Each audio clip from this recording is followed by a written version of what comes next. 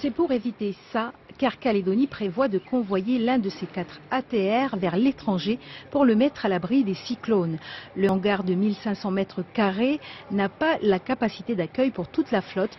L'installation partiellement détruite en 1969 par le passage de collines a depuis été mise aux normes de sécurité anticyclonique. Ce qui s'est passé, c'est que les portes se sont détachées du hangar, le vent s'est engouffré et 2 portes sont tombées sur 2 avions différents qui les ont détruits. Donc depuis cette date-là, 1969, des câbles de renfort ont été installés et donc en fait ce câble sert à fixer le seuil au sol pour pas qu'en fait que se soulève en cas de vent fort.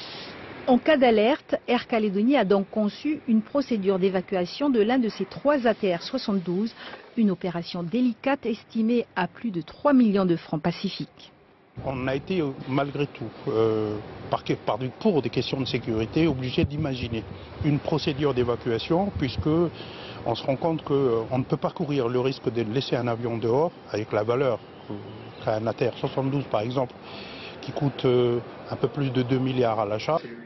Chargée de préparer la procédure d'évacuation, cette cellule de crise composée des directions opérationnelles de la compagnie, celle-ci planche depuis 4 mois sur le dispositif et privilégie comme point de refuge le nord-est de l'Australie, souvent épargné par nos cyclones.